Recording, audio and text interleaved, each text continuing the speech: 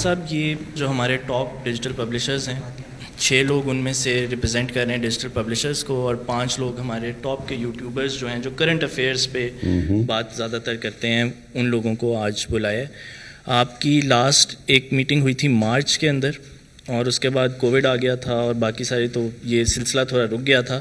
تو یہ وہ لوگ ہیں جو تب نہیں آ سکے تھے اور ہم نے ان سے پرومس کیا ہوا تھا کہ ہم ہر مہینے ایک سیشن رکھا کریں گے. میں یہ چاہوں گا کہ آپ تھوڑا سا ان کو بریف کر دیں اور اس کے بعد ہم کوئکلی ان سب کا ایک ایک کوشچن سب سے لے لیں.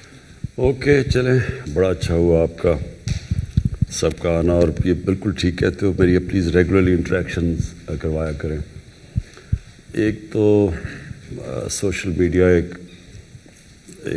ایک ایسی فورس اب میڈیا میں آ رہی ہے جو کہ دنیا کو بھی پوری طرح سمجھ نہیں ہے کہ اس کی پاور کتنی ہے, اور آپ کے لیے بڑا امپورٹنٹ ہے اس ملک میں سمجھنا کہ ہمارا ڈائریکشن کیا ہے, ہم کیا کرنے کی کوشش کر رہے ہیں, ہمیں کیا کرنا چاہیے, کہ ہمارے پرابلمز کیا ہیں اس ملک کے. جتنا آپ کو ان چیزوں کی سمجھ آتی رہے گی, اپنا جو آپ کا جو ڈسکورس ہے, جو آپ کا راستہ ہے, اس پہ آپ لوگوں کو لا سکیں گے.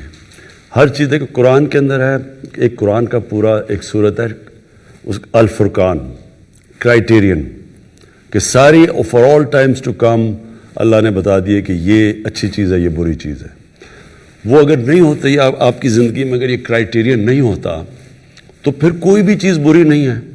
ہمارے سامنے سوسائٹیز کے اندر جب مورل اینکر جاتا ہے تو وہ سوسائٹیز ہمارے سامنے ڈس انٹیگریٹ کر جاتی ہیں. کیوں ایک قوم ڈکلائن کرتی ہے؟ سارا جو ہماری دین کا فلسفہ ہے وہ صرف ایک ہی چیز پہ جا کے آ جاتا ہے کہ نماز میں جب آپ کہتے ہیں اللہ ان کے راستے پہ لگا جن کو تم نے نعمتیں بخشی, ان کے نہیں جو غلط راستے پہ چلے گئے. زندگی میں آپ کے سامنے 2 راستے ہوتے ہیں ہمیشہ.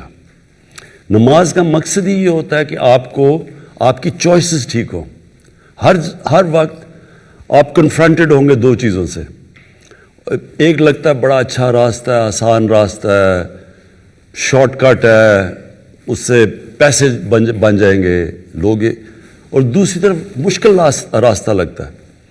لیکن وہ جو دوسرا جو مشکل راستہ ہوتا ہے, جس طرح قرآن میں ہے کہ کئی چیزوں کو جن کو تم اپنے لیے اچھا سمجھتے ہو وہ بری ہیں, اور جن کو بری سمجھتے ہو وہ اچھی ہیں.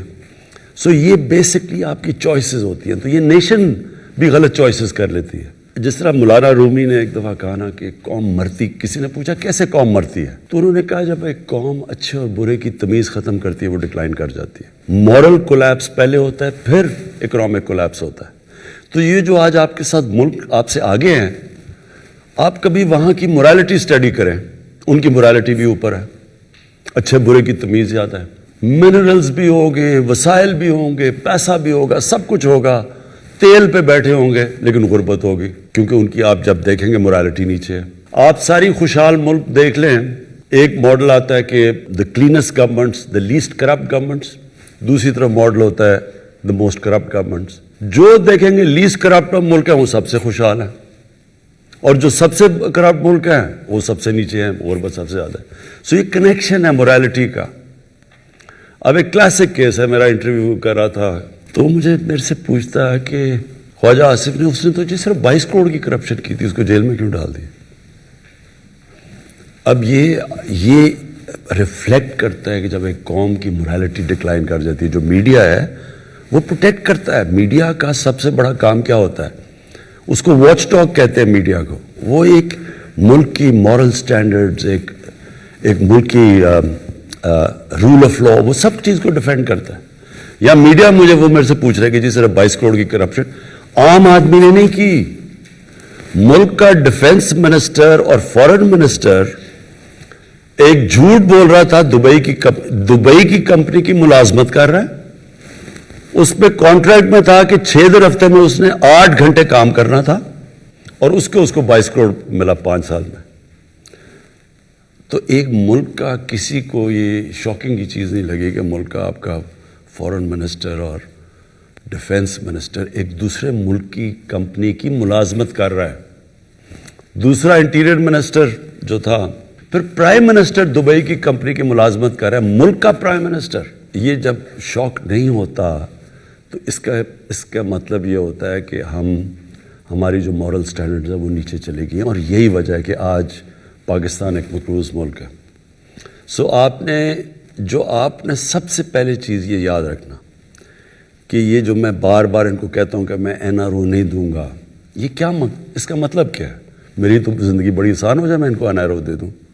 انہوں نے ایک دوسرے کو NRO ہی دیا ہوتا نا. تو انہوں نے جب 10 سال میں ملک کے قرض 4 گنا زیادہ بڑھے تھے تو کوئی کسی کو تو نہیں پوچھ رہا تھا کہ یہی نیب تھی جو آج کہہ رہے قانون بدلو. نیب بھی ان کو نہیں تنگ کر رہی تھی کیونکہ اب مل ملا کے چوری کر رہے تھے. تو آج اگر یہ کر دیں تو ایشو تو ختم ہو جاتا ہے، میرے تو بڑے آرام سے زندگی گزر سکتی ہے. لیکن پاکستان کی تباہی ہے. جنرل مشرف نے ان دونوں لوگوں کو NRO دیا، میں نے دونوں دفعہ اپوز کیا اس کو. اس نے جب ان کو NRO دیا اپنے آپ کو بچانے کے لیے، اس کو بھی یہی ڈر لگ گیا کہ میری کرسی نہ چلی جائے. اس کا جو ڈیمیج ہوا ہے پاکستان کو، وہ نتیجہ آج یہ ہے کہ ہم مر کے جو سارا ٹیکس اکٹھا کرتے ہیں، آدھا وہ ٹیکس چلا جاتا ہے ان کے لیے ہوئے قرضوں کی قسطوں کے اوپر. ملک کیسے چل سکتا ہے؟ پھر کہتے ہیں جی سڑک نہیں ٹھیک، یہ نہیں ٹھیک، وہ نہیں سی، اسکول نہیں، ٹیکس کلچر بھی نہیں، کیونکہ ساری لیڈرشپ ٹیکس چوری کرتی تھی. خواجہ آصف کا وہ کہہ رہا تھا، نواز شریف اور یہ احسن اقبال کا بیسکلی اقامہ یہ لے رہے تھے منی لانڈرنگ کے لیے. کیونکہ جب آپ اقامہ لے لیتے ہیں تو جو بھی اس بینک اکاؤنٹس میں وہاں دبئی میں یا سعودی عربیہ میں پیسہ ہوتا ہے وہ پھر پاکستانی نیشنل نہیں سمجھا جاتا، وہ دبئی نیشنل یا سعودی سمجھا جاتا ہے. تو ہم وہ ریٹریو نہیں کر سکتے پیسہ، تو اس لیے یہ کام میں لیتے تھے. بیسکلی ملک کا پرائم منسٹر اور 2 میجر منسٹر جب اس ملک کی خود منی لانڈرنگ کر رہے ہیں، یہاں سے پیسہ چوری کر کے باہر بھیج رہے ہیں اور فکٹیشیس اکاؤنٹ سے واپس لے کے آ رہے ہیں شاپنگ کے لیے، باقی اصل پیسہ تو باہر ہے. تو اس کے بعد یہ باقی کس کو روک سکتے ہیں؟ میں آج پرائم منسٹر اور میرے وزیر جب کرپشن کرتے ہیں ملک تباہ ہو جاتا ہے. جو ڈیولپنگ ورلڈ ہے اس ساری ڈیولپنگ ورلڈ میں آپ ایک کسی کی بھی ڈیپتھ پہ چلے جائیں، ان سارے ملکوں کے پرائم منسٹر اور ان کے وزیر چوری کر کے ان سب کے بڑے بڑے محلات ہیں انگلینڈ کے اندر اور نیو یارک میں اور یہ دبئی میں، یہ سارے وہ لوگ ہیں جو کہ اپنے ملک کے جن کا کام ہے rule of law uphold کرنا، وہی کرپشن پہ لگے ہوئے ہیں، ٹیکس کی چوری بھی لگے ہوئے ہیں، پیسے بھی لگے ہوئے ہیں. یہ ایکچولی ملک کا یہ چل رہا ہے اس وقت. یہ بہت ڈیفائننگ مومنٹ ہے آج پاکستان کا. ساری گیم یہ چل رہی ہے کہ کیا ہم گھٹنے ٹیکتے ہیں ان سارے مافیا کے سامنے یا ہم سٹینڈ لے لیتے ہیں اور یا یہ تھریٹن کریں گے، بلیک میل کریں گے، ملک کو گرا دیں گے. بیسکلی ان نٹ شیل یہ گیم ہے. جو بھی چیز ہوتی ہے، الیکشن رگڈ ہے، ہم الیکشن نہیں مانتے، کوئی ثبوت نہیں دیے. آج ٹرمپ کہہ رہا ہے کہ میں نہیں مانتا، ان کا میڈیا کہتا ہے کہ but he has not given any proofs. وہ مانتے ہی نہیں ہے. جب آپ کہہ میں الیکشن نہیں مارتا، ہم نے جب کہا تھا کہ ہم الیکشن 2013 میں ہم پہلے سارے فورمز پہ گئے، الیکشن کمیشن میں، ٹرائیبیونلز میں، سپریم کورٹ میں، پارلیمنٹ میں، پھر ہم نے پوری ایویڈنس جمع کی. جو 4 حلقے ہم نے کہا تھا کہ ایز اے سیمپل وہ کریں تو ان کے اوپر پوری ایویڈنس لے کے آئے. اور پھر وہ جب عدالت میں گئے 4 حلقوں میں دھاندلی ثابت ہوئی. انہوں نے ابھی تک ایک چیز نہیں ہمیں بتائی کہ جی کوئی ایویڈنس ہے کرپشن کی. پہلے وہ بھی بلیک میل کی طریقہ تھا، ان کو بھی پتا الیکشن ٹھیک ہوا. پھر انہوں نے کووڈ کے اوپر پوری کوشش کی. پہلے انہوں نے کہا لاک ڈاؤن کر دو، جس طرح ہندوستان کی مثال دے رہے تھے کہ اس طرح کا لاک ڈاؤن کر دو. پتا تھا کہ لاک ڈاؤن ہوتا تو یہاں لوگوں نے بھوکے مر جانا تھا. جب نہیں کیا تو ساروں نے تنقید کی، اسمبلی میں بولتے رہے. جب سیکنڈ ویو آیا اور ہم ان کو کہہ رہے ہیں کہ اس وقت نہ اپنے جلد سے جلوس کرو، انہوں نے جلد سے جلوس شروع کر دیا. فیٹف کے اندر ان کی وجہ سے ہم گرے لسٹ میں تھے، ہم نے تو انہیرٹ کیا. اب ان کو پتا تھا کہ اگر فیٹف کی ہم بلیک لسٹ میں چلے جاتے ہیں ملک پہ سینکشنز لگ جاتی ہیں، تو انہوں نے اس کے اوپر بلیک میل کیا. فیٹف کا نیب کی آرڈیننس کو چینج کرنے میں کیا کنیکشن تھا؟ تو فیٹف کو انہوں نے استعمال کیا NRO لینے کے لیے. اوور کانفیڈنس میں ہو کے لکھ ہی دیا کہ یہ 34 سکے چینج کرو 38 میں سے، تو تب ہم فیٹف پہ ووٹ دیں گے. انٹرسٹنگ چیز یہ ہے کہ اتنے بے شرم ہیں. آصف زرداری کو نواز نے جیل میں ڈالا تھا 2 دفعہ، ہم نے نہیں ڈالا تھا. سارے کیسز ان دونوں کے دور میں ایک دوسرے پہ بنے ہوئے ہیں. ان کے اوپر انٹرنیشنل میڈیا نے ان کے اوپر کوریج جو ان کی پڑھ کے دیکھ لیں آپ، تو خیر بڑی ایزلی آپ گوگل کر سکتے ہیں کہ ان کے اوپر کتنی وہ کیپٹلز اکیلیز ہیل میں ان کے اوپر کیا کہا گیا. اور وہ جو BBC کی 2 ڈاکیومنٹ زرداری اور نواز پہ ہیں، تو ان کی کرپشن تو انٹرنیشنلی ڈاکیومنٹڈ ہے.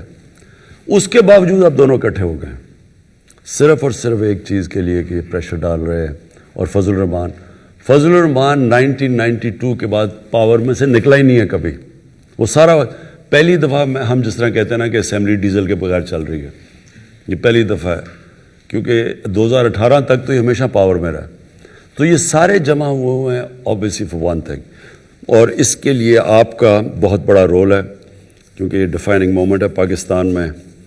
انشاءاللہ یہ جو ہم اور پبلک یہ انڈر اسٹیمیٹ کرتے ہیں پبلک کو, انہوں نے سمجھا بڑی پبلک نکلائے گی, ان کے ساتھ بڑی دنیا نکلائے گی. تو دنیا تو نکلتی ہے حکمرانوں کی کرپشن کے خلاف. ساری عرب سپرنگ جو ہوئی تھی, پلیز یہ یاد رکھیں 10 سال پہلے, وہ ان ریپرزینٹیو گورنمنٹس کی کرپشن کے اوپر لوگ نکلے تھے. Thank you for having this session with us. It's a real pleasure to be here with such a group of people to have an interactive and informal session. You mentioned a number of challenges that Pakistan is facing.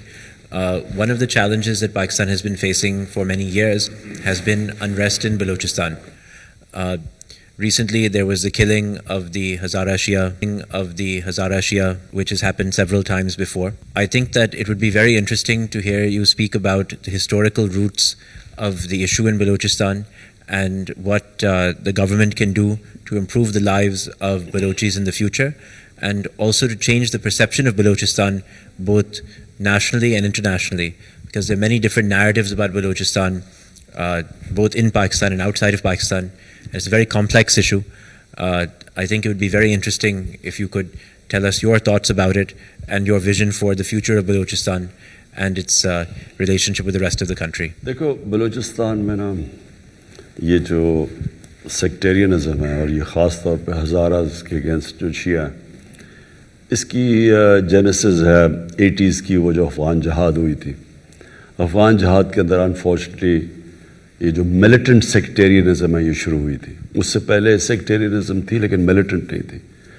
تو یہ بڑا unfortunate ہے کہ وہ groups بن گئے 89 کے بعد, جب وہ امریکنز گئے یہاں سے افغانستان سے, یعنی یہ جو ختم کر کے سوویٹس نکل گئے, تو وہ انفارچونیٹلی وہ جو ملیٹنٹ گروپس تھے وہ رہ گئے.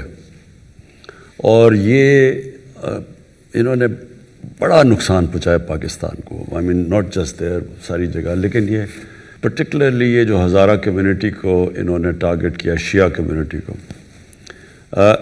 جو اب ہوا ہے, یہ جو آئیسس نے کلیم کیا ہے, ہم سب کا یہ اوپینین ہے, ہماری سیکیورٹی ایجنسیز کا, کہ اب اس کو آئیسس کو بیک کر رہا ہے ہندوستان. ہندوستان کا سٹیٹڈ ایم ہے, یہ جو نریندر مودی کی حکومت ہے, پاکستان میں انتشار پھیلانا. میں نے اپنی کیبنٹ کو آج سے لاسٹ مارچ میں نے ان سب کو بتا دیا تھا کہ ہمیں پوری انٹیلیجنس بریفنگ ہو گئی تھی کہ یہ سیکٹیرینزم انفلیم کرنا چاہتے ہیں پاکستان میں, اور یہ انہوں نے شروع کرنا تھا شیعہ اور سنی کے علماء کو قتل کرنے کا تاکہ یہ انفلیم ہو. تو اس کے بعد ہم نے پکڑے بھی لوگ یہاں, ان کے ادھر اسلام آباد میں بھی ایکشن کرنے لگے تھے.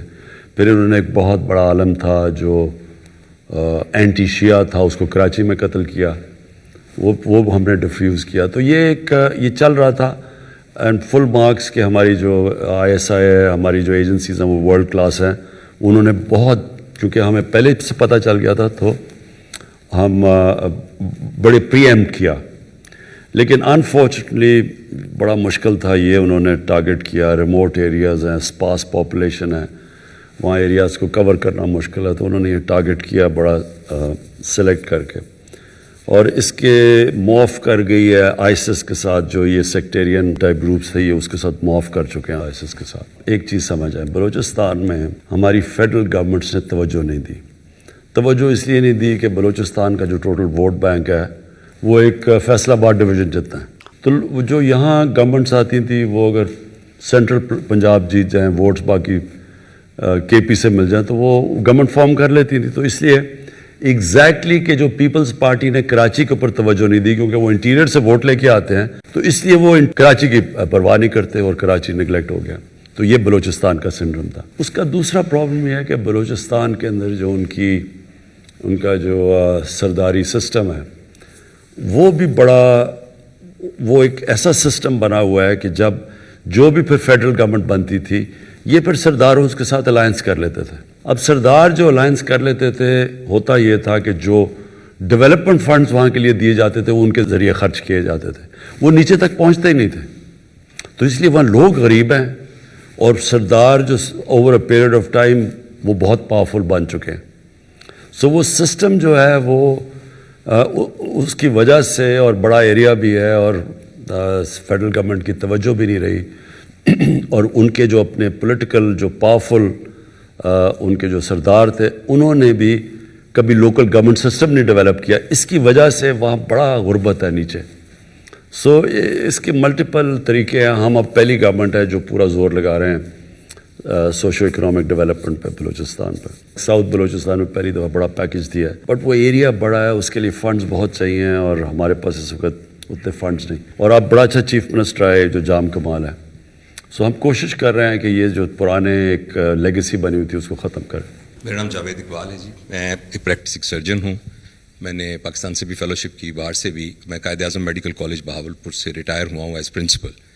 تو میرا تو میڈیا سے اتنا ڈائریکٹ تعلق نہیں تھا، لیکن ریٹائرمنٹ کے بعد جب میں نے اپنا ایکسپیرینس شیئر کرنا شروع کیا related to training, teaching, grooming of people and parenting, تو مجھے نہیں اندازہ تھا کہ میڈیا کی اتنی پاور ہوتی ہے کہ ایک سرجن جو ہے اس کا چینل اتنا ہو جائے کہ وہ ملین تک پہنچ جائے اور لوگ اس کو رسپونڈ کرنا شروع کر دیں. شاید اسی لیے میں یہاں ہوں.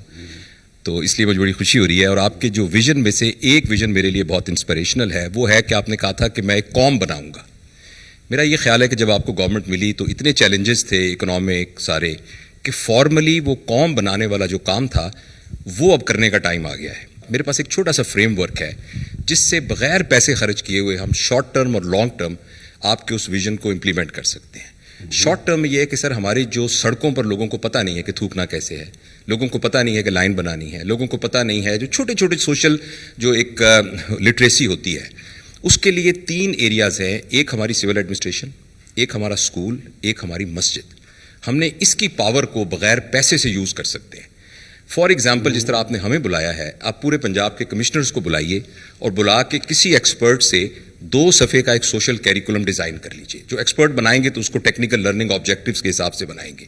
ان کمشنرز کو کہا جائے کہ آپ کی کمشنری میں جتنے لوگ موجود ہیں 15 دن کے اندر یہ پیغام ان تک پہنچنا چاہیے، اور ایک ماسٹر ٹرینر ان کو ٹرین کرے جو کہ اس کا ایکسپرٹ ہو.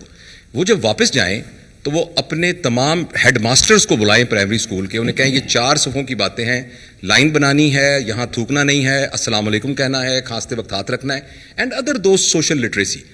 تو اسکول کی اسمبلی میں آپ کی پہلی میٹنگ کے 10 دن کے بعد اسکول کے بچوں میں یہ بات پھیلنا شروع ہو جائے گی. نمبر 2، مسجد کے مولوی صاحبان کو بلائیں. وہ بہت آنرڈ فیل کریں گے اگر کمشنر صاحب اپنے لان میں ان کو چائے پہ بلائیں. انہیں کہیں جی کہ حدیث سے شروع کر کے ہر نماز کے بعد یہ 3 صفوں کا کیریکولم ہے. یہ ریاست پاکستان کے آپ ریپرزینٹیٹو ہیں. مسجد ریاست پاکستان کا ایک ایک انسٹرومنٹ ہے، تو ریاست کا پیغام عوام تک پہنچائیے. 4 دن کے بعد ہر نماز کے بعد لوگ کہنا شروع کر دیں گے.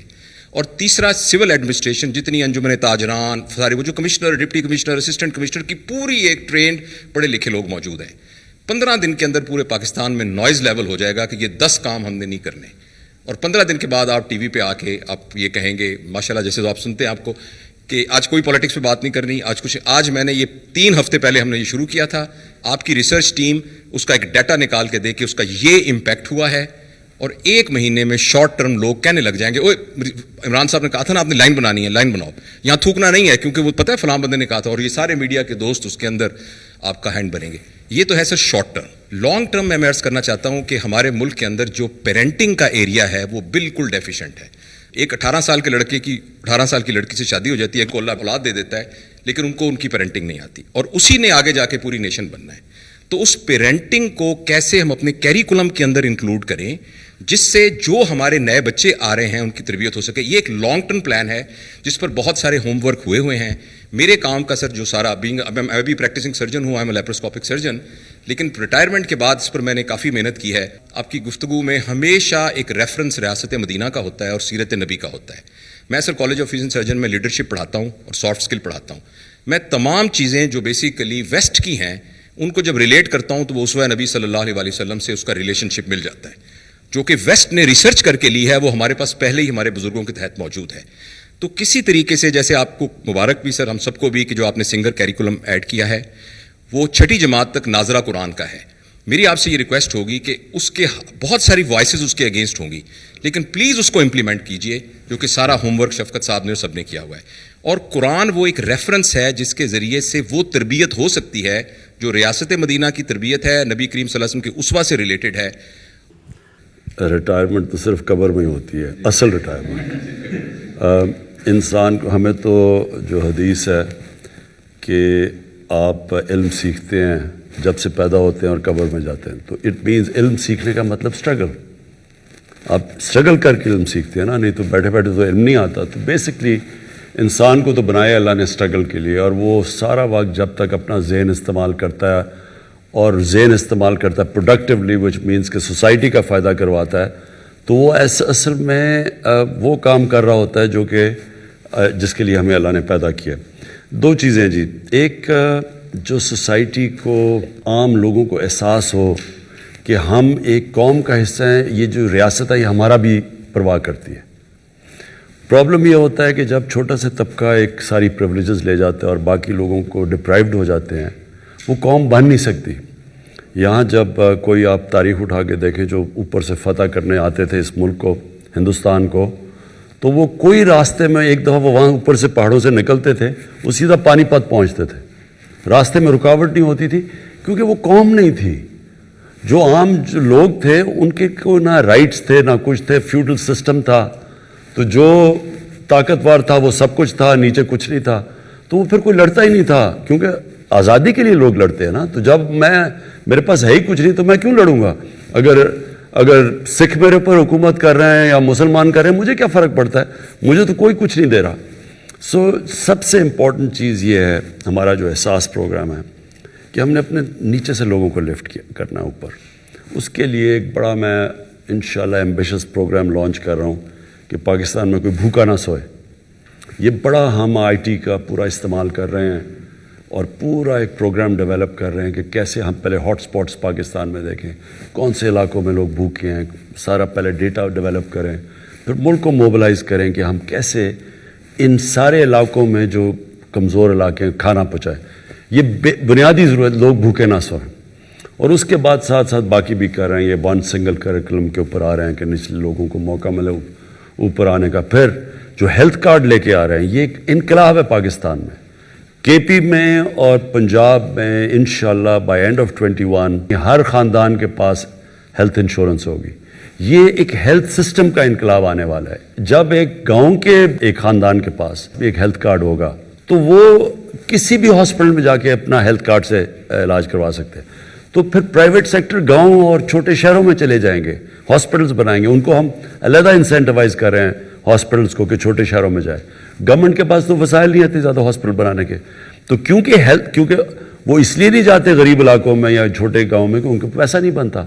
تو جب ہیلتھ کارڈ آ جائے گا تو وہ تو کہیں بھی جا کے اپنا علاج کروا سکتے ہیں.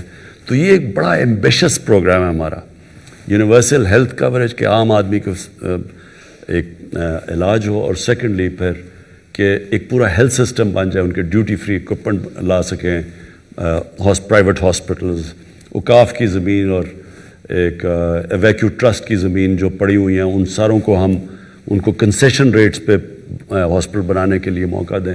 تو وہ ایک پورا ایک ہیلتھ ایجوکیشن ون سلیبس. اس کے بعد یہ جو یہ کھانا، اور پھر جو نیا پاکستان ہاؤسنگ ہے وہ اب لیٹ اس لیے ہوا کہ فورکلوجر لا انفارچونیٹلی عدالت میں پھنسا ہوا تھا. وہ جب تک وہ نہیں آتا گورنمنٹ بینکس لینڈ نہیں کرتے. یہاں تو کوئی کانسیپٹ ہی نہ، کیش ہے تو گھر بناؤ، کیش نہیں ہے تو آپ گھر ہی نہیں بنا سکتے. ایک مزدور بھی انسٹالمنٹس کے اوپر اپنا گھر بنا سکتا ہے. ہماری انشاءاللہ یہ ہاؤسنگ بہت بڑی کیمپین ہے یہ جو اٹھنے والی ہے. فائنلی جو میں آپ کو بات کہتا ہوں کہ دیکھیں، ہر انسان کے لیے کوئی نہ کوئی رول ماڈل ہوتا ہے. جب بڑے ہو رہے ہوتے ہیں، جب اپنے آئیڈیاز ہم کر رہے ہوتے ہیں کہ میں کیا بننا چاہتا ہوں، تو میرے تصور ہوتا ہے کوئی رول ماڈل ہوتا ہے. بٹ ایکچولی جو اچیورز ہوتے ہیں، اسپورٹس میں ہوتے ہیں، کہیں بھی دنیا میں بن جاتے ہیں رول ماڈلز، پھر ان کو کاپی کرتے ہوئے انیشلی اس طرح دنیا چلتی ہے. اللہ ہمیں کہتا ہے قرآن میں کہ جو ہمارا رول ماڈل ہونا چاہیے وہ نبی صلی اللہ علیہ وسلم. وہ کیوں ہیں؟ کیونکہ دنیا کی تاریخ پہ کسی انسان نے وہ اچیو نہ کیا ہے نہ کر سکتا ہے.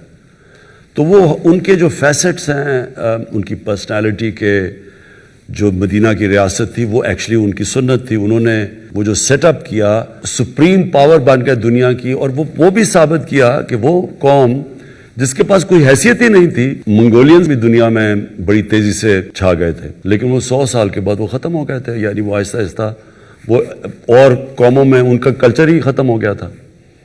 اور لیکن منگولین اس لیے دنیا میں چھا گئے تھے کیونکہ انہوں نے نئی انوویشن کی تھی. ان کا کمان جو تھی وہ بڑی دور تک تیر مارتی تھی, اور پھر ان کے اسپیشل گھوڑے تھے, وار ٹیکنیک تھی.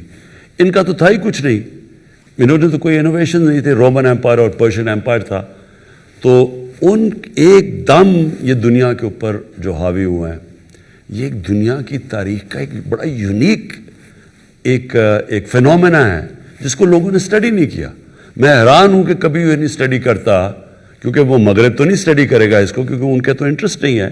ہماری انٹلیکٹس نے کیوں نہیں اسٹڈی کیا کہ وہی عرب تھے, وہ ایک دم کنورٹ ہو گئے اور مدینہ ہجرت کی تھی 622 میں. 636 یعنی 13 سال کے بعد اور 14 سال کے بعد 2 سپر پاورز ان کے سامنے گر چکی تھی without any innovation any thing. تو وہ ایک فینومینا ہے, اس لیے قرآن ہمیں کہتی ہے کہ ان کی زندگی سے سیکھو. سو اصل میں ہی از دا رول ماڈل جو آپ ابھی بات کر رہے ہیں نا. کیریکٹر بلڈنگ میں آپ جتنی ان کو اسٹڈی کریں گے, آپ وہ اچھا وہ جو دنیا میں ملک وہ چیزیں اڈاپٹ کرے گا وہ اوپر چلا جائے گا. جو بھی قوم وہ پرنسپلز پہ چلے گی وہ اوپر آ جائے گی. This is Bakhtavar Mahmood, Head of Strategic Communications at Pro Pakistani. First of all, thank you for giving an opportunity to an ordinary citizen of Pakistan to meet their Prime Minister of the state and ask him a question. Really appreciate it, never happened before. Sir, میرا سوال آپ سے tax collection system اور FBR reforms کے حوالے سے ہے. پچھلے 2-2.5 سال میں ہمارے جو ایک نوکری پیشہ طبقہ ہے یا مڈل کلاس جو لوگ ہیں, ان کے جن کا آلریڈی ٹیکس ڈیڈکٹ ہو رہا تھا, دے ور ویری مچ کنسرن کہ جی ٹیکس فائل کرنا ہے. لیکن یہ میسو اسکیل کے اوپر کب جائے گا؟ Like how long will it take for the FBR to create those reforms, and how long do you perceive کہ جو آپ کے پاس ایک ٹینجیبل چینجز جو ہیں وہ ہمیں کب دکھیں گے ان دا ٹیکس کلیکشن سسٹم؟ دیکھیں, جو ٹیکس مشینری ہے نا ہماری, وہ انفارچونیٹلی میں کیا ورڈ استعمال کروں, کرپٹڈ ہے, بہت کرپٹڈ ہے. اور وہ ہوئی ہے کرپٹڈ جب ایک ملک میں, جب میں شروع میں آپ سے بات کی تھی کہ جو مورل اتھارٹی ہوتی ہے وہ اوپر سے نیچے آتی ہے. سو نبی صلی اللہ علیہ وسلم نے مدینہ کے اندر ساری جو ویلیو سسٹم اوپر لے گئے تو سب چینج ہو گئے. تو جب آپ کے پاس یہ ٹوٹ بٹوٹ آ جائیں زرداری اور نواز شریف, تو سارے ملک کی morality کولیپس کر جاتی ہے. جب پرائم منسٹر, اب دیکھیں نا, وہ آپ سے ایک مین اینکر آپ سے پوچھے کہ جی صرف 22 کروڑ کی چوری ہے, ایک منسٹر کر رہا ہے, تو آپ خود ہی سوچ لیں کہ ملک کی morality کدھر پہنچ گئی ہے. تو وہ اوپر سے شروع ہوتی ہے نیچے تک. سو ٹیکس سسٹم نے بھی, کیونکہ سب سے یہ امپورٹنٹ ہے, تو اس نے بھی افیکٹ تو ہونا تھا. اس کا کیور آٹومیشن ہے. جتنی ہم ٹیکنالوجی اس کے اندر لے کے آئیں گے, اور انفارچونیٹلی FBR نے ٹیکنالوجی آنے سے روکا, سیبوٹاج کی, کیونکہ وہ پیسے بناتے ہیں. تو اب ہم اس ٹیکنالوجی کی طرف جا رہے ہیں. لیکن آپ کو میں شاکنگ فگرز یہ دوں کہ ہمارے 22 کروڑ لوگوں میں سے صرف 20 لاکھ لوگ ٹیکس دیتے ہیں, دنیا میں سب سے کم ٹیکس. اور جو ہمارا 70% ٹیکس اکٹھا ہوتا ہے وہ صرف 3000 لوگ دیتے ہیں. سو 22 کروڑ لوگوں میں سے 3000 لوگ 70% ٹیکس دیتے ہیں, اور جو 20 لاکھ ہیں وہ ٹیکس فائلرز ہیں. اور ہم نے ابھی اب یہ ٹیکنالوجی کا استعمال کرتے ہوئے ہم نے ابھی دیکھا کہ ہمارے ملک میں اس وقت 3.5 کروڑ لوگ ہیں جن کے پاس گاڑیاں ہیں, جن کے پاس گھر ہیں, لیکن کوئی ٹیکس نہیں دیتے. تو وہ اب ہم ٹیکنالوجی کے ذریعے اس کی طرف جا رہے ہیں, کیونکہ فیوچر ہماری ٹیکس کلیکشن پہ ہے. جب تک ہم پیسے نہیں اکٹھے کرتے, ہمارے پاس ایک تو قرضے اتنے چڑھے ہوئے ہیں, اوپر سے ہم نے ایک ینگ پاپولیشن کو سروس کرنا ہے, وہ ہو ہی نہیں سکتا اس tax collection. This is Amar Ahmed from Urdu Point. First of all, sir, thank you for inviting us here. This is a very great initiative. Sir, میرا سوال الیکٹرک وہیکل پالیسی پہ ہے اور EV پالیسی پہ ہے. ہم دیکھ رہے ہیں فیول ڈریون کار سے دنیا الیکٹرک وہیکل پہ شفٹ ہو رہی ہیں, رائٹ؟ تو ہم باہر کے ملکوں میں دیکھتے ہیں ان کو ڈفرینٹ ٹیکس ریلیکسیشن دی جاتی ہیں, ان کو ٹول ایگزیمپشنز ہوتی ہیں. سر, تو پاکستان میں کیا ان کو ریلیکسیشن اور ایگزیمپشن دی جائیں گی, اور گورنمنٹ کی اس پرسپیکٹو پر کیا اسٹریٹجیز ہوں گی؟ ہم نے ابھی لے کے آئے ہیں اپنی الیکٹرک کار پالیسی، جس میں ہم انسینٹیوائز کر رہے ہیں، بلکہ پہلی وہ انہوں نے ابھی لانچ بھی کی ہے پہلی الیکٹرک کار پاکستان میں، اور مارچ سے بننی شروع ہو رہی ہیں یہاں. سو فیوچر یہ بالکل دیکھیں، ہمارے جو بڑے شہر ہیں ان کے اندر اس وقت پولوشن ایک ڈینجر لیول سے زیادہ اوپر چلی گئی ہے، اور فیوچر ہی ہماری اب یہ اسپیشلی بڑے شہروں میں تو اب ہم الیکٹرک کار چلانی پڑیں گی. اور انگلینڈ میں تو انہوں نے فیصلہ کر لیا 2030 میں ساری گاڑیاں الیکٹرک ہوں گے، تو وہ دنیا تو اس طرف جا رہی ہے. سر ہم آج کل دیکھتے ہیں جو فیول ڈریون کارز ہیں اسپیشلی پاکستان میں، ان میں پرائس ہائیک آیا ہوا، رائٹ؟ کیا جو الیکٹرک وہیکلز ہیں ان کو اتنی ٹیکس ریلیکسیشن دی جائیں گی کہ they will not be that much expensive? اللہ کا شکر ہے، اس وقت ہمارے کافی لوگ انٹرسٹڈ ہیں، بڑی کمپنیز انٹرسٹڈ ہیں پاکستان میں سیٹ اپ کرنے کے لیے پلانٹس. تو یہ بڑی پازیٹیو چیز ہو رہی ہے، بڑی دیر کے بعد اچھی کمپنیز آ رہی ہیں. اب ہم کوشش یہ کر رہے ہیں کہ ہم بیلنس رکھیں، کیونکہ جو آٹو موبائل کے اندر انویسٹمنٹ ہے، اور اگر ہم کوشش کر رہے ہیں کہ پوری گاڑی یہاں بنے، انجن بھی، صرف اسمبلیز نہ ہو، تو اس کے ساتھ جو ریلیٹڈ انڈسٹریز ہیں وہ بہت زیادہ ہیں، اور وہ بڑی امپلائمنٹ بھی پرووائڈ کرتی ہیں، اور وہ ہمارے موقع مل جاتا ہے کہ ہم اس کے ساتھ ساتھ اور بھی بہت چیزیں کریں اگر انجن بننا شروع ہو جائے. لیکن ہم یہ بھی اب ہماری پالیسی پہلی گورنمنٹ پاکستان میں آئی ہے جس کی انوائرمنٹ کے اوپر کوئی پالیسی پہلے تو کوئی پرواہ نہیں کرتا تھا انوائرمنٹ کی. تو اس کے اندر اب ہم جس طرح دیکھ رہے ہیں آگے ٹرینڈز ہمیں بالکل افیکٹ کرتا ہے. ہمارے شہروں میں جس لیول کی پولوشن پہنچ گئی ہے، ہمارے پاس الیکٹرک کم از کم شہروں میں الیکٹرک وہیکلز لانی پڑیں گے، اور ان کو انسینٹیوائز کریں گے. السلام علیکم سر، طارق متین. دو چیزیں مجھے آپ سے پوچھنی ہیں. 2.5 سال آپ کی حکومت کو تقریباً ہو گیا. جو مجھے آپ کی گفتگو میں آپ کی حکومت کے ارادوں میں فرق نظر آتا ہے ایمبیشنز کے حساب سے، وہ ایک پولیٹیشین کا اور لیڈر کا فرق ہے. لیکن آپ کو لگتا ہے کہ اگلے 2.5 برس میں آپ اس فرق کو ٹرانسلیٹ کر سکیں گے اس پاور میں کہ ایک عام آدمی دوبارہ آپ کو ووٹ دے، کیونکہ اس وقت وہ عام آدمی رو رہا ہے. دوسری چیز ہمیں ایک فرق نظر آتا ہے، کیونکہ وہ احساس کے جو فلسفی ہے وہ اس کے تحت اس وقت وہ پریشانی میں. دوسری چیز علی وزیر کو دیکھ لیں، ہم میاں نواز شریف کو دیکھ لیں، فضل الرحمان کو دیکھ لیں، یا اس وقت جو پی ڈی ایم کے پولیٹیشنز ہیں وہ اداروں کے خلاف جس طرح کی زبان استعمال کر رہے ہیں، اس طرح کی زبان استعمال کرنے پر ماضی میں الطاف حسین صاحب کی مثال لے لیں یا کچھ اور لوگوں کی، ان کے خلاف بہت سخت اقدامات کیے گئے. ان کے خلاف اس رستے پر ہم کیوں نہیں جا رہے، یہ ایک عام آدمی آج سوال کر. دیکھیے، جب تک آپ چیز یہ سمجھیں گے نہیں نا پاکستان کا پرابلم تھا کیا اور اب تک گورنمنٹ کدھر پہنچی ہے، وہ ایکچولی جب تک آپ وہ پرابلم سمجھیں گے نہیں، بڑا مشکل ہے لوگوں کو ایکسپلین کرنا. کیونکہ انفارچونیٹلی اپوزیشن کی اتنی زبردست انہوں نے پہلے دن سے کیمپین چلائی ہوئی ہے کہ ملک تباہ ہو گیا. ملک تو تباہ ہو گیا تھا جب ایک ملک کا ریکارڈ خسارہ ہو، یعنی ریکارڈ پاکستان کا فسکل ڈیفیسٹ ہو، ریکارڈ کرنٹ اکاؤنٹ یعنی بیرونی خسارہ، ریکارڈ بورڈ ڈیفیسٹ ہو، اور پھر ریکارڈ قرضے ہوں، تو وہ ملک کے تو حالات برے ہیں نا. آپ سمپل یہ لیں کہ اکنامک جارگن ہوتی ہے، fiscal deficits, micro economics, but simple لے لیں کہ ایک ملک کے گھر کی طرح ہوتا ہے. سمپل یہ سمجھنا، آپ کو لوگوں کو سمجھانا کہ گھر کے اندر اگر آپ کو کوئی گھر چھوڑ کے جائے اور اس کا سب سے زیادہ خسارہ چھوڑ جائے، اور وہ سارا وقت گھر پاس کبھی کوئی لوگ پیسے مانگنے آ رہے ہیں، کوئی کرایہ دار آ رہا ہے، کوئی سبزیوں والا آ رہا ہے، تو اس کے پاس اس کی آمدنی کم اور خرچہ زیادہ ہو، تو وہ کیا کرے گا شارٹ ٹرم میں؟ کوئی بھی دنیا کے اندر گھر، کوئی بھی ملک بڑے مشکل وقت سے نکلے گا. ہمارے سچویشن میں کوئی بھی دنیا میں ملک ہو، وہ کیا کرتا؟ پہلے سکویز کرے گا اپنے خرچے. جب آپ خرچے سکویز کریں گے تو ابھی آپ نے عام آدمی کی بات کی، تکلیف تو ہوگی. جب بھی ایک معاشرے میں اب کووڈ میں تکلیف ہوئی، دنیا میں کووڈ آیا، کس نے مار کھائی؟ غریب لوگوں نے مار کھائی. ہمارے ملک میں نہیں، سارے امیر ملکوں کے بھی غریب آدمی نے مار کھائی. آج امریکہ جیسے ملک کے اندر لائنیں لگی ہوئی ہیں لوگوں کی کھانا لینے کے لیے، تو امریکہ جیسے ملک میں غریب آدمی وہاں بھی کچلا گیا. سو جب آپ ایک معاشرے میں جب سکویز کرتے ہیں خرچے، سب سے پہلے تکلیف نچلے آدمی کو ہوتی ہے. کیونکہ مثلا غریب جب آپ سکویز کریں گے، آپ کی اپنے خرچے کم کریں گے، ڈیمانڈ کم کریں گے، نوکریاں سے لوگوں کو نکالیں گے کیونکہ کمپنیز کے اندر ڈیمانڈ چلی جائے گی، تو جب آپ سکویز کرتے ہیں اپنے خرچے تو بیسکلی سانپ آ جاتا ہے. آج انگلینڈ کے اندر دیکھیں، آج یورپ میں دیکھیں، کبھی ایئر لائن میں اتنے زیادہ لوگ نکال دیے, کبھی کوئی وہ سپر مارکیٹ بند ہو رہی ہے اس کے اندر اتنے لوگ بے روزگار ہو گئے. تو کیوں ہو رہے ہیں وہ؟ کیونکہ ایک سکویز آ گیا ڈیمانڈ کی. تو جب آپ کے خرچے کم آپ کرتے ہیں تو ڈیمانڈ کو سکویز کرتے ہیں, خرچے کم کرنے کے لیے ڈیمانڈ سکویز ہوتی ہے, اس کے اندر غریب آدمی کو تکلیف ہوتی ہے. اور پھر جب تک آپ کی آمدنی نہیں بڑھتی, خرچوں کو بیلنس نہیں کرتی, تب تک ایک ملک مشکل وقت سے گزرتا ہے. پہلے سال ہمارا ڈیفالٹ سے ملک کو بچانا تھا, ہمارے پاس پیسے نہیں تھے اپنی قرضوں کی قسطیں دینے میں.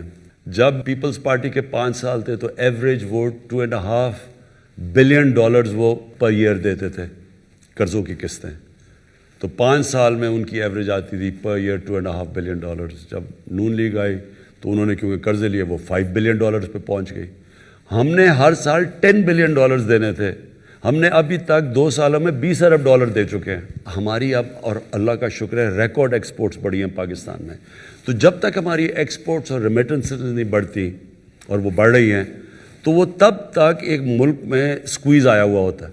بنگلہ دیش اور ہندوستان کی ایکسپورٹس نیچے گری ہوئی ہیں, ہماری ریکارڈ 18% بڑھ گئی. سو ہم اس سے تیزی سے نکلے ہیں, لیکن لوگ ابھی بھی سفر کر رہے ہیں, کیونکہ جو ساری سروس انڈسٹری ہے دنیا میں سفر کر رہی ہے. ریسٹورنٹس بند ہوئے تھے, وہ سفر کر رہے ہیں, شادی ہال بند ہیں, وہ سارے لوگ افیکٹ ہوتے ہیں کووڈ کی وجہ سے. ایک چیز آپ نے یاد رکھنی ہے کہ اپوزیشن نے کیا کہ پہلے بینکرپٹ کر کے چھوڑ گئے ملک, پھر پہلے دن سے کہا کہ ملک فیل ہو گیا, اور کہا جی لوگ بڑی مشکل میں ہیں. لیکن ہم انفارچونیٹلی ایکسپلین نہیں کر سکے کہ لوگوں نے تو مشکل سے گزرنا تھا. اب جو اللہ کا کرم ہے اس ملک پہ خاص, اس نے ہماری بڑی مدد کی اس مشکل وقت میں, کہ ہماری آج ایکسپورٹس رائز کر رہی ہیں, ہماری کنسٹرکشن انڈسٹری ٹیک آف کر گئی ہے. جب سیمنٹ سیلز اوپر جانی شروع ہونا, اس کا مطلب آپ کی کنسٹرکشن چل پڑی ہے. ریکارڈ سیمنٹ سیلز ہیں. ہماری گاڑیاں بکنی شروع ہو گئی, جس کی وجہ سے گاڑیوں کے اوپر وہ اب پریمیم آ گیا, کیونکہ ڈیمانڈ زیادہ, سپلائی کم ہے. موٹر سائیکل تو 92 کے بعد فل کیپیسٹی پہ ہماری ٹیکسٹائل چل رہی ہے. تو یہ بڑا ایک پازیٹیو سائن. یہ جو پاکستان فوج کے خلاف زبان استعمال کر رہے ہیں, یہ پاکستانی فوج کو یہ کہنے کی کوشش کر رہے ہیں کہ آپ ایک الیکٹڈ گورنمنٹ کو گرا دیں, اور پھر یہ ساتھ کہہ رہے ہیں کہ اگر پاکستانی فوج نہیں گراتی تو فوج کو کہہ رہے ہیں کہ جنرل باجوہ کو گرا دیں. وہ جو نواز شریف بیسکلی یہی کہہ رہا ہے نا, کہ فوج کو کہہ رہا ہے کہ باجوہ کو اور ISI چیف کو گرا دو. یہ کبھی میں نے اپنی زندگی میں, کبھی میں نے پاکستان میں سویلین گورنمنٹ کے دوران کسی کو فوج کو اٹیک کرتے ایسے نہیں دیکھا. یہ کبھی نہیں ہوا. پہلے مارشل لاز کے دوران ہوتا ہے, جب مشرف تھا تو اٹیک کرتے تھے فوج, کیونکہ مشرف آرمی چیف بھی تھا, پریزیڈنٹ بھی تھا. ضیاء کو کرتے تھے, لیکن تب میڈیا کے اوپر کلیم ڈاؤن تھا. لیکن کبھی ایک سویلین, ایک الیکٹڈ گورنمنٹ کے دور میں اٹیک کرنا اٹس انہرڈ آف. اور ان کی کوشش کیا ہے کہ فوج کے اوپر اتنا پریشر ڈالیں, اس کو اتنا مجبور کریں کہ وہ گورنمنٹ کو گرا دیں, کیونکہ وہ ڈیسپریٹ ہو. پہلے انہوں نے سمجھا گورنمنٹ گر جائے گی, پہلے وہ 2 مہینے 3 مہینے 4 مہینے, جب گورنمنٹ سروائیو کر گئی ہے تو اب وہ یہ ڈیسپریشن کی اینڈ ہے کہ جب GHQ چلے جائیں گے. یہ اپنے اطمینان رکھ لو کہ ان کی ساروں کی ٹریٹمنٹ ہونے والی ہے. سر میرا نام عدیل وڑائچ ہے, میں اسلام آباد بیسڈ جرنلسٹ ہوں. سر کیا یہ تاثر ٹھیک ہے کہ جو بیوروکریسی ہے یہ آپ کی پالیسیز کو گراس روٹ لیول پر امپلیمنٹ نہیں ہونے دے رہی؟ جو عوام کو ریلیف ہے خاص طور پہ مہنگائی کے حوالے سے, وہ بیوروکریسی کی نااہلی کی وجہ سے آگے منتقل نہیں ہو رہا.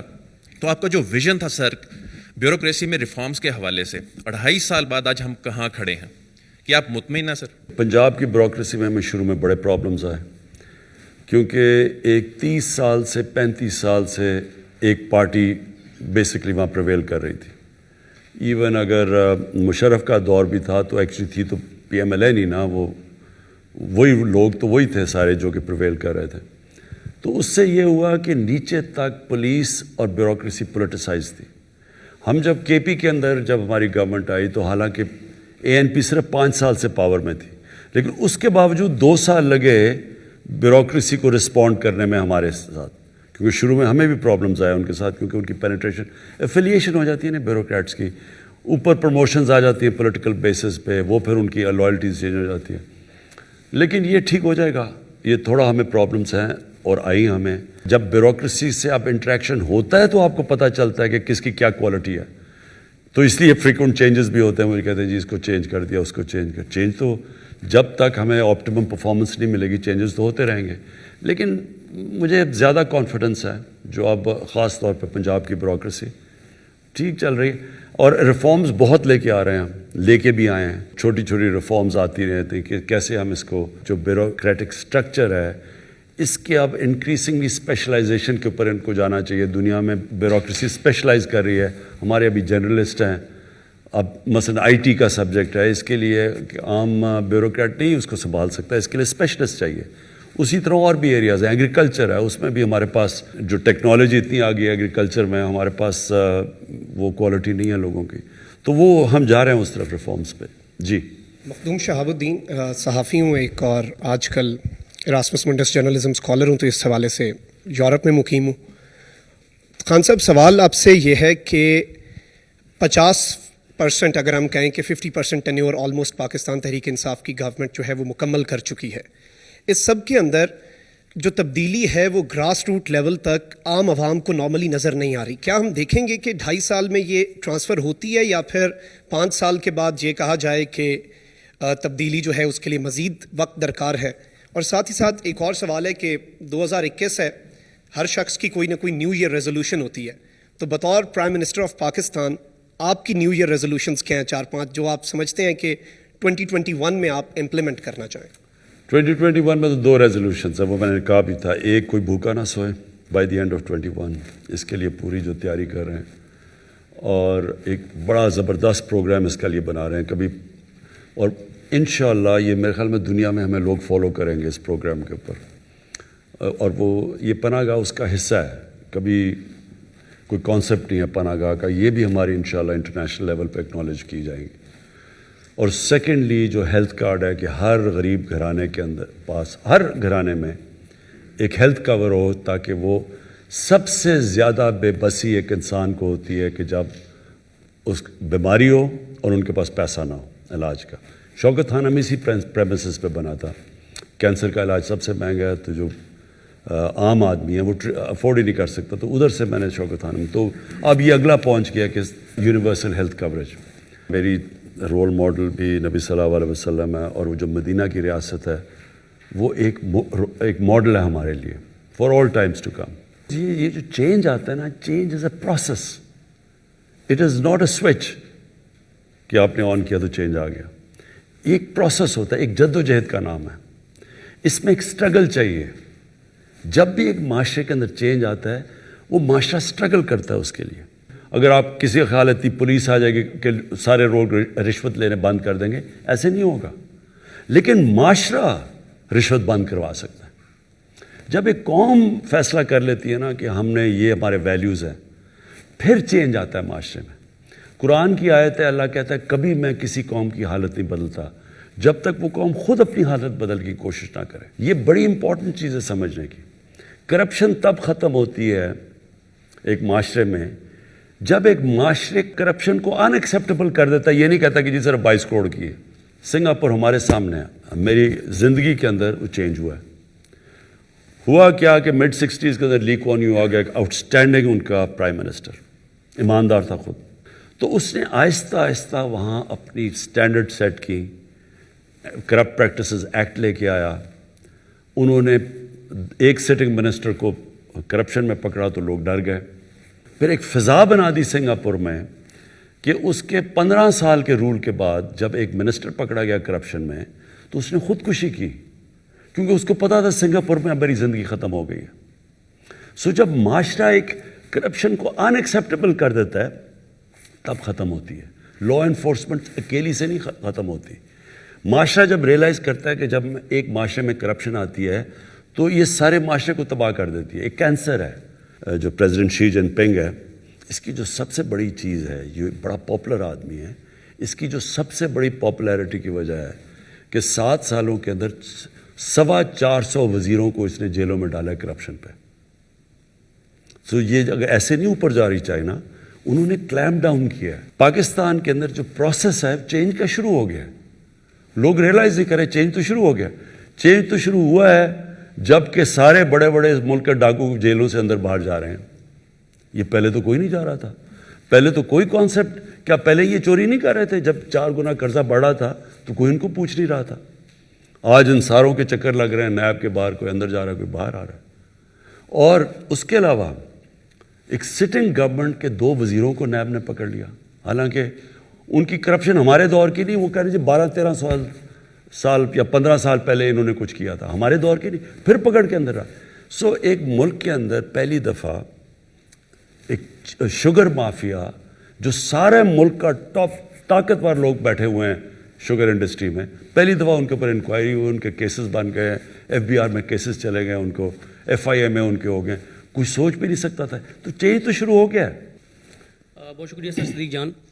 سر ایک تو آپ نے اس نے کم وقت میں سب سے زیادہ کابینہ کے اجلاس کیے، سب سے زیادہ as a prime minister T V interviews دیے، ڈیجیٹل میڈیا کے ساتھ ہی آپ کا 5واں انٹریکشن ہے. اور اگر ہم آپ کے وہ انیشیٹو جو صرف آپ نے اناؤنس نہیں کیے بلکہ جو شروع ہو چکے ہیں، کوئی بھی اس کو دیکھنا چاہے تو دیکھ سکتا ہے. یہ بہت سارے ہیں. ٹیکسٹائل میں، کنسٹرکشن میں انقلاب آیا. لوگ کہہ رہے ہیں کہ 70 سال میں کنسٹرکشن کے حوالے سے وہ اقدامات نہیں ہوئے جو آپ نے کیے. ماحولیاتی دہشت گردی کے خلاف امین اسلم اور 60 سال کے بعد 2 بڑی ڈیمز بن رہی ہیں. جی سر، 60 سال پہلے 2 بنی تھی، اب بن رہی ہیں. جی سر وہ اصل میں نے یہاں تو کیونکہ وزیر اعظم بھی ایسے ہیں جو پرچی پہ لکھ کے لاتے تھے، تو میں نے کہا میں بھی لکھ لوں. میں نے وہ ساری چیزیں لکھی ہوئی ہیں جو آپ کے انیشیٹو ہیں. نہیں، آپ اس وزیر اعظم سے بہت زیادہ ذہین ہیں. سر بہت شکریہ. سر آپ یہ 10 ارب درخت شہد زیتون سٹیزن پورٹل ہیلتھ کارڈ ابھی DG خان ڈویژن اور سہیوال ڈویژن میں اظہر مشوانی نے ٹویٹ کیا ہوا تھا کہ اسی ماہ سب کو مل جائیں گے. بہت سارے انیشیٹو ہیں، احساس پروگرام کے 64 پروگرام، کامیاب جوان پروگرام، بہت ساری چیزیں ایسی ہیں جو ابھی تک ہوئی نہیں ہیں یا ہوئی ہیں تو لوگوں کو پتہ نہیں ہے یا شروع ہونے والی ہیں. میرا سوال سر یہ ہے کہ اس 2.5 سال میں ایک پرسیپشن جو بن گئی 7 سے 11 بجے تک ٹاک شوز دیکھنے کے بعد، وہ یہ بن گئی ہے کہ یہ ایک ناکام ترین حکومت ہے، کچھ بھی نہیں ہو رہا. اور اس میں آپ کے جو منسٹرز ہیں، دیکھیں وزیر اطلاعات ہے شبلی فراز صاحب، PDM ایک بات کرتی ہے تو صرف شبلی فراز صاحب کا بنتا ہے کہ یہ اس کو ریئیکٹ کریں، اس کا جواب دیں. آپ کے 11 لوگ جو ہیں وہ اپنے ان کے میڈیا سیل ہیں، وہ ٹویٹ کرتے ہیں، پھر چینلز کو کہتے ہیں خبریں چلائیں. آپ کا ایک منسٹر جب اپنی کارکردگی پہ آ کے بات کرنے لگتا ہے 15 منٹ وہ اپنی وزارت کا بتاتا ہے. پہلا سوال ہوتا ہے PDM کے اوپر، وہ جب PDM کا جواب دیتا ہے خبر PDM والی چلتی ہے، اس کی وزارت کے اوپر نہیں چلتی. PDM، فوج، اسٹیبلشمنٹ، آپ سوشل میڈیا پہ 5 کروڑ لوگ استعمال کرتے ہیں، لیکن 15 کروڑ لوگ آج بھی ٹی وی کو سن کے اور پرسیپشن لیتے ہیں. تو یہ سر یہ جو پرسیپشن ہے اس کو آپ کیسے چینج کریں گے؟ لوگوں کو بتائیں گے کہ بھئی یہ 12، 14، 15 چیزیں پاکستان کی تاریخ میں پہلی مرتبہ ہو رہی ہیں.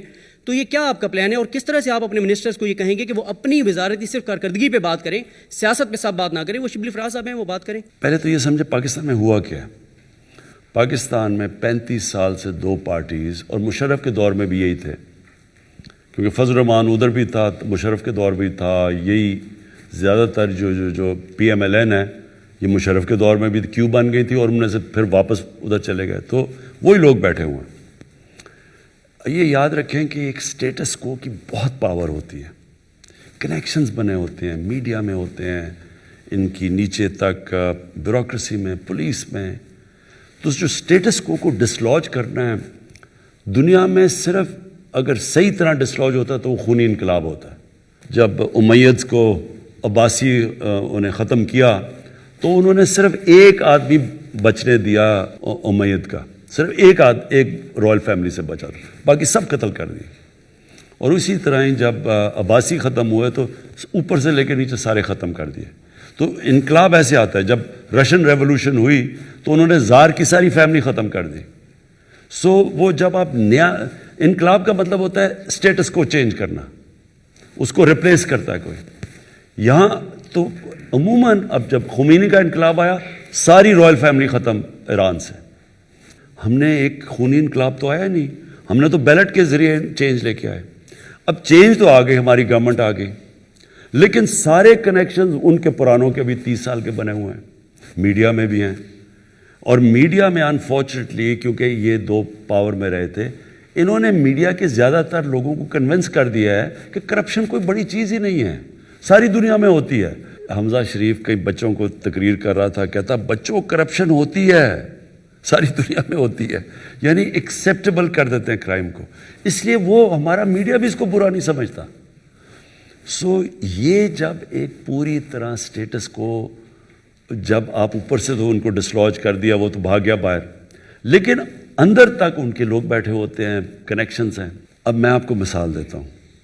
مہاتر محمد، اگر کوئی بھی مسلمان دنیا کا سٹیٹسمن میں کہوں گا نا، وہ مہاتر محمد تھا. ملیشیا کو چینج کر دیا اس نے. $500 یا $600 پر کیپٹا تھی جب وہ آیا، $9,000 پر چھوڑ کے گیا. مہاتر محمد گیا وہاں، ایک نواز شریف آ گیا نجیب کے نام پہ، اس نے جا کے کرپشن شروع کر دی، پیسے بنانے، منی لانڈرنگ. اینڈ میں وہی ملیشیا جو اوپر چھوڑ کے گیا تھا وہ مقروض ہو گیا، قرضوں میں گر گیا. اور مہاتر محمد کو سارے وہاں ون پارٹی سسٹم تھا، وہی ایک ہی پارٹی بیٹھی ہوئی تھی، ایک دوسری پارٹی بنائی اور انہوں نے مہاتر کو ہیڈ کروایا اور انہوں نے اس کو شکست دے دی. جو مہاتر، جس پارٹی کا مہاتر خود تھا اور چھوڑ کے گیا تھا، اس سے دوسری پارٹی ایک مہاتر نے بنائی اور اپنی پارٹی جس کا وہ کرپٹ آدمی تھا اس کو شکست دے دی. 2.5 سال میں انہوں نے واپس اس کو گرا دیا. مہاتر جیسے آدمی کو سٹیٹس کو نے اس کو شکست دے دی، وہ نہیں چل سکا وہاں. یعنی اس سٹیچر کا آدمی بھی، کیونکہ وہ سارے اسی پرانی پارٹی کے نیچے تک سارے کنیکشنز بنے ہوئے تھے، یہ نئے لوگ وہ نہیں کوپ کر سکے، واپس آ گئے وہی. اور ساری جو عرب سپرنگ ہوئی تھی، جو ساری عربوں کے اندر 10 سال پہلے ایک ایک ملک کے اندر لوگ نکلے تھے باہر سوشل میڈیا کی وجہ سے، وہ ساری ریورس ہو گئی. ساری جگہ وہ لوگ واپس آ گئے. وہ مصر میں ہوئی، وہ پھر وہی سیٹ اپ واپس آ گیا. سو یہ یاد رکھیں، یہ آسان نہیں ہوتا. جب آپ ایک سٹیٹس کو کا مقابلہ کرتے ہیں تو وہ لوگ پہلے دن سے گرانے پہ لگے ہوئے ہیں، پہلے دن سے کہہ رہے ہیں کہ یہ گورنمنٹ آج گئی تو کل گئی، اب گرائیں گے، اب آ گیا، وہ پہلے دھرنا تھا وہ فیل ہوا، پھر یہ. سو کیونکہ ان کے انٹرسٹ یہ، ان کو پتہ ہے کہ اگر ہم کامیاب ہو گئے، ان کی ہمیں دکانیں نہیں بند سیاسی. جس طرح کے پی کے اندر ہم جب 5 سال کے بعد کامیاب ہوئے، ساری پرانی پالیٹکس اڑ گئی. تو یہ اب وہی ڈرے ہوئے ہیں کہ ہم 5 سال لاسٹ کر گئے، یہ ہمیشہ کے لیے گئے. اس لیے یہ پورا زور لگا رہے ہیں اس کو گرانے کے لیے. اس لیے یہ پورا میڈیا کے اوپر آنسلاٹ آتا ہے ہر روز. ایک چیز ہو جاتی ہے وہ سارا میڈیا شور مچا دیتا ہے. او عمران خان نے کہہ دیا کہ جی ہماری تیاری نہیں تھی، ہم یہ نہیں تھے وہ نہیں. حالانکہ کہا میں نے کچھ اور تھا، تیاری نہیں تھی. سارا میڈیا اسی کا، یہ پلان کر کے ہو رہا ہے سب کچھ. پاورفل سٹیٹس کو ہے لیکن انشاءاللہ یہ ہار جائیں گے. جی السلام علیکم خان صاحب. عدیل حبیب فرام سیاست.pk. First of all social media کے حوالے سے میری ایک آبزرویشن ہے. اگر آپ ثانیہ نشتر کی ٹویٹر کی فیڈ چیک کریں تو ادھر وہ بہت ہی اچھے طریقے سے اس کو ہینڈل کر رہی ہیں، یعنی کہ اپنی پروگرس بتاتی ہیں، کیا انیشیٹوز لیے ہوئے ہیں. لیکن اگر آپ دوسرے منسٹرز کے ٹویٹر کے اوپر جائیں تو وہاں پہ زیادہ تر پولیٹیکل پوائنٹ اسکورنگ ہو رہی ہوتی ہے. تو انہیں بھی اس طریقے سے اس کو لے کے چلنا چاہیے تاکہ ہمارے پاس انسٹنٹلی انفارمیشن پہنچے. اس کا یہ ہے کہ ثانیہ ایک PhD ہے، ایک اس کی پڑھی لکھی عورت ہے اور اپنے سبجیکٹ کو صرف پاکستان نہیں، ایک انٹرنیشنلی اس کا بڑا، اس میں بہت بڑا تجربہ ہے اس کا سوشل ورک کے اندر. ٹیکنوکریٹ کر سکتے ہیں چیزیں، انفارچونیٹلی جو پولیٹیکل لوگ ہیں وہ زیادہ تر پولیٹیکل ڈسکورس میں پڑے رہتے ہیں. آپ بات ٹھیک کہہ رہے ہیں ویسے، لیکن ان کو یہ کرنا چاہیے کیونکہ ان کو کوئی اپنی منسٹری سے کسی کو رکھ لینا چاہیے جو فیڈ کرے اس کو. جی السلام علیکم سر، دس از می دعا مرزا فرام ڈیلی پاکستان. میرے 2 سوال ہیں. احساس پروگرام آپ کی گورنمنٹ نے شروع کیا تھا اور اس کے تحت نوجوانوں کو بلا سود قرضے ملنے تھے اور ایک نوجوان فائنینشلی امپاورڈ ہونا تھا. لیکن اس کا ایک بڑا چنک جو ہے، ہم نے دیکھا کووڈ آیا تو آپ نے 12,000 روپے فیملیز کو دینا شروع کیے. ایک بڑا چنک 203 بلین کے قریب وہ اس میں صرف ہو گیا. تو مزید احساس پروگرام کو کیسے لے کے چلیں گے؟ کورونا کی وجہ سے ایمرجنسی ہمیں کیش ڈسٹریبیوٹ کرنا پڑا اور وہ obvious تھا کیونکہ لوگ بیچارے جو دہاڑی دار وغیرہ سارا، یہاں تو بہت بھوک تھی اور وہ بہت زبردست پروگرام تھا. قرضوں کا بھی ہے اور پھر ان کائنڈ بھی وہ دیہاتوں کے اندر وہ جو غریب عورتوں کو مرغیاں، گائے، بھینسیں، بکریاں دے رہی ہیں. جی دوسرا، پولیس ریفارمز پہ آپ اکثر بات کرتے ہیں لیکن ہم نے دیکھا کہ پولیس گردی کے واقعات دن بدن بڑھتے ہی جا رہے ہیں. حال ہی میں اسامہ ستی کیس ہوا، کل لاہور میں 2 واقعات پیش آئے. تو یہ کیا ہونے جا رہا ہے؟ پولیس گردی کے واقعات ہیں پر پولیس افسران باغی نظر آتے ہیں. دیکھیں، سب سے پہلے تو یہ آپ کو ریئلائز کرنا چاہیے کہ یہ جو ایک پرانے سسٹم کو ٹھیک کرنا دیر لگتی ہے. میں آپ کو مثال دیتا ہوں. ہم نے شوکت تھانہ پشاور کو 3.25 سال میں سیٹ اپ کیا اور وہ آج جوائنٹ کمیشن انٹرنیشنل، جو کہ ایک ایکریڈیٹیشن ایجنسی جو دنیا میں انٹرنیشنل لیول کے ہاسپٹلس کی سرٹیفیکیشن کرتی ہے، وہ آپ کے ملک میں آتی ہیں، آپ کی پوری آڈٹ کرتی ہیں. تو اس وقت صرف 2 ہاسپٹلز، 2 شوکت خانہ میں جن کو سرٹیفیکیشن ملی ہوئی ہے جوائنٹ کمیشن انٹرنیشنل کی، اور ایک آغا خان ہے اور ایک الشفا ہے. صرف 4 ہاسپٹل ہیں پاکستان میں جن کو اگر دنیا کے میپ میں سمجھا جاتا ہے انٹرنیشنل سٹینڈرڈ. تو وہ جو انٹرنیشنل اسٹینڈرڈ کا دوسرا کینسر ہاسپٹل وہ صرف 3.25 سال میں ہم نے بنایا ہے اور آج اس کو مل چکی ہے وہ.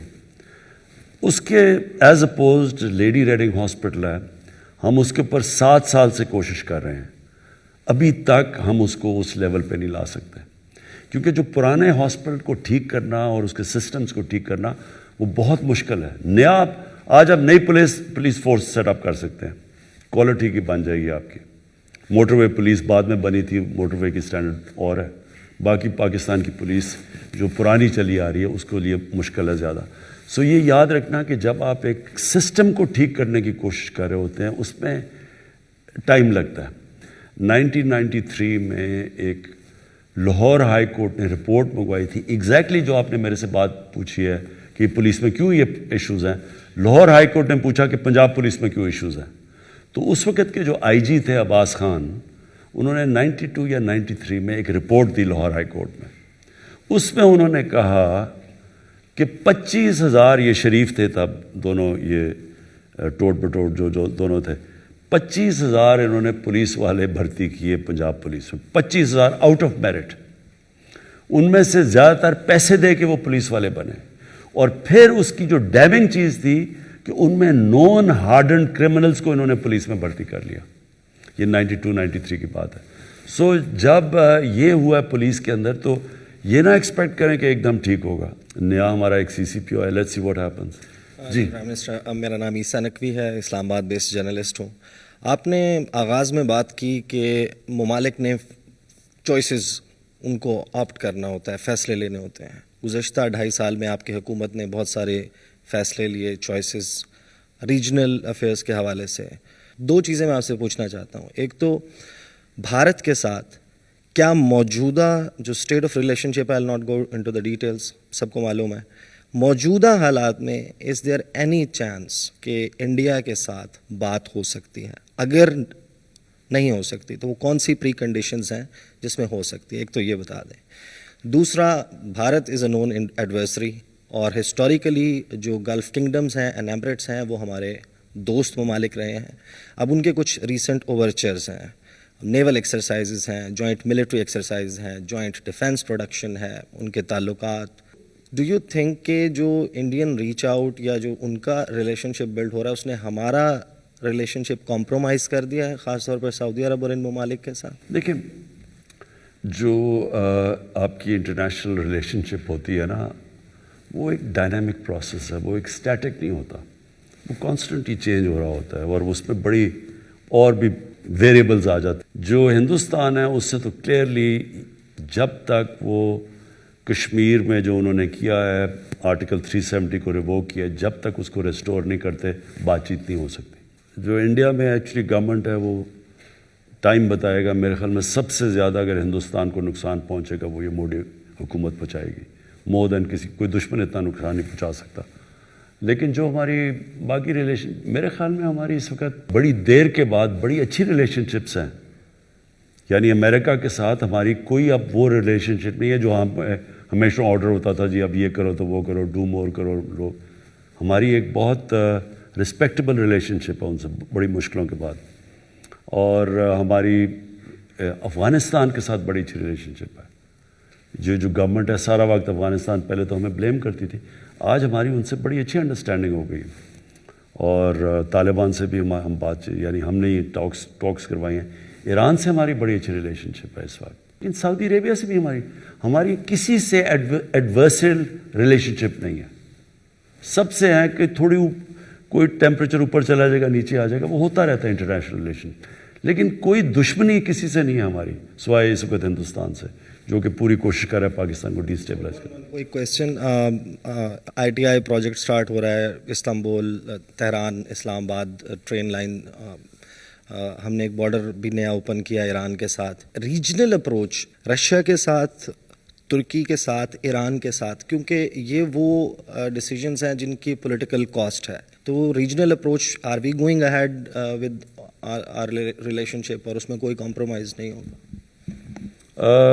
ہماری ٹرکی سے تو خیر بہت اچھی ریلیشن شپ ہے, اور ایران سے پہلے ہماری اوبیسلی ہماری جو لاب سائڈ ریلیشن شپ تھی. اس لیے ایران سے بڑی ایک شروع میں اتنی ایسی ریلیشن شپ نہیں تھی جو آج ہے. آج ہماری بڑی اچھی انڈرسٹینڈنگ ہے. پرابلم یہ ہے کہ ایران کے اوپر سینکشنز لگی ہوئی ہیں. اگر ہم ان سے وہ لیول کی ٹریڈ کرتے ہیں ہمارے پہ سینکشنز لگ جاتی ہیں. وہ پاکستان افورڈ نہیں کر سکتا اس وقت. دیکھیں فارن پالیسی میں ایک چیز یاد رکھیں, جو پرائرٹی ہونی چاہیے وہ اپنا ملک اپنے پیر پہ کھڑا ہو. جب تک آپ اپنے پیر پہ کھڑے نہیں ہوتے آپ کی فارن پالیسی کبھی بھی اس طرح کی انڈیپینڈنٹ اور پاورفل نہیں ہو سکتی جو ایک آزاد ملک کی ہوتی ہے, جو فائنینشلی اپنے پیر پہ کھڑا ہو. سو یہ کی ہے ہماری اس وقت, جو اللہ کا شکر ہے ہمارا جو ملک صحیح طرف جا رہا ہے. ایکسپورٹ اورینٹیڈ گروتھ ریٹ جب تک پاکستان میں نہیں ہوتی, جو کبھی بھی نہیں ہوا. ہم جب آئے تھے امپورٹس 60 بلین کی تھی اور ایکسپورٹس گر کے 20 بلین پہ پہنچ گئی تھی. Biggest ever trade gap. یہ پہلی دفعہ ہے کہ 18% ہمارے پتہ نہیں کتنے سالوں کے بعد گروتھ ایکسپورٹس 18% پہ اور وہ بڑھی ہیں. تو جب تک ہمارا کوشش ہونی چاہیے کہ پہلے تو اپنے پیر پہ کھڑے ہوں, اس کے بعد آپ کی پھر فارن پالیسی ٹرولی انڈیپینڈنٹ ہوتی ہے. اس سے پہلے آپ کو بڑا کیئرفلی بیلنس کرنا پڑتا ہے. السلام علیکم. اریبا ریپرزینٹنگ بولو جوان. میرا سوال آپ سے ایجوکیشن کے حوالے سے ہے. And I understand of course 18th amendment کے بعد education is a provincial subject, but ابھی ہم نے پینڈیمک کے دوران NCOC میں بھی we've seen some excellent coordination between the provincial ministers and the Federal Ministry for Education. There's talk of a single national curriculum. There's talk of 2009 کے بعد پہلی دفعہ of a national education policy. So I guess given all of this, pandemic کے aftermath میں جو education financing پہ ایک declining trend آیا ہے, ہم نے پچھلی ایمرجنسیز میں بھی دیکھا ہے, فلڈس کے بعد بھی دیکھا ہے, ارتھ کوئک کے بعد بھی دیکھا ہے کہ 5 سے 7 سال ایجوکیشن اور ایجوکیشن کے اندر ڈیولپمنٹ بجٹ میں کنسسٹنٹ کٹس لگتے ہیں. اس دفعہ بھی وہ ہم نے ٹرینڈ پنجاب میں دیکھا, 19% کا ڈیولپمنٹ ایجوکیشن بجٹ پہ کٹ لگا, بلوچستان میں 27% کا لگا, فیڈرل ایریا میں صرف 1% انکریز آیا اگر پچھلے سال سے کمپیئر کریں. And probably the most disturbing aspect is کہ اس وقت شاید خیبر پختونخوا سب سے اچھا کر رہا ہے, گیون کہ ان کا 43% انہوں نے اپنا ایجوکیشن ڈیولپمنٹ بجٹ میں انکریز لے کر آئے, لیکن اس کے باوجود جو ایک بڑا حصہ ہے ایجوکیشن بجٹس کا وہ نان ڈیولپمنٹ ایکسپینڈیچرز پہ جا رہا ہے. So K P with its phenomenal performance in the past 2 years is still servicing almost 81% of its education budget non development expenditures کے لیے. سب سے اچھا فیڈرل ایریا ہے, وہ بھی 71% ڈیڈیکیٹڈ ہے, بلوچستان میں 91% ڈیڈیکیٹڈ ہے, پنجاب میں 88 ہے. How, given the pandemic now and the economic hit that we've taken, and given the fact that we are hosting the second largest population of out-of-school children in the world right now, how will we prioritize education? Emergencies to aati rahengi kyunki, and then within education, development expenditure.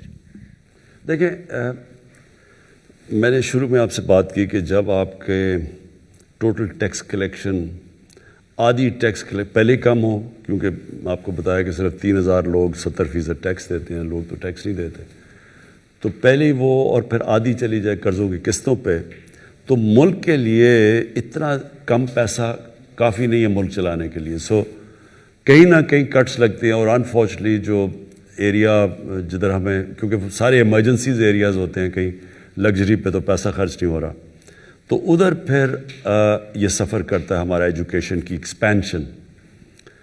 میرے خیال میں کہ یہ جو ہمارا پہلا سال گزرا اسٹیبلائزیشن, دوسرا سال ایکچولی کووڈ کی وجہ سے ہم ڈسپائٹ کووڈ ہم سارے ریجنل ملکوں میں سے سب سے بہتر نکل چکے ہیں اکنامکلی. لیکن جب تک یہ جو ہمارا آگے آپ جو جانے کا طریقہ ہے, ویلتھ کریٹ کر کے کنسٹرکشن انڈسٹری کو, ایکسپورٹس کو, آئی ٹی کو, ٹورزم کو, یہ ایک ایسے ایریاز ہیں جدھر بڑا ہم تیزی سے اپنی ویلتھ کریٹ کر سکتے ہیں, اس کا پھر میجر چنک ایجوکیشن کے اوپر لگائیں, کیونکہ ابھی تک ہمارے پاس اتنا پیسہ نہیں ہے جتنا ہمیں ایجوکیشن پہ لگانا چاہیے. ہمارے پاس ہے ہی نہیں. میں آپ کو پھر مثال دے رہا ہوں کہ امریکہ میں $2.8 ٹریلین انہوں نے یعنی 28,000 ارب روپیہ انہوں نے اسٹیمولس دیا ہے, ہم نے 8 ارب دیا ہے. یعنی یہ اتنی بڑی ڈسکریپنسی اب جب آپ دیکھتے ہیں تو وہ کہیں نہ کہیں ملک تو سفر کرتا ہے، تو ہمارا بڑا زیادہ شیئر جائے گا ایجوکیشن کی طرف. اس وقت یہ بھی بہت بڑا ہینڈی کیپ ہمیں کہ جو کئی ایسے سبجیکٹس تھے جو سینٹرلائز ہونے جو فیڈرل گورنمنٹ کے نیچے ہونے چاہیے تھے. 18 امینڈمنٹ کے بعد فریگمنٹ ہو گیا سسٹم ہمارا، تو ہم اتنا نہیں کہہ سکتے ہر صوبے کو کہ آپ یہ کریں، کیونکہ وہ صوبہ پھر کہتا ہے جی میری تو یہ پرائرٹی ہے، میں ادھر. اس سے تھوڑا ہمیں ایشو ہے. But I agree with you کہ کوئی ملک ترقی نہیں کر سکتا ایجوکیشن کے بغیر.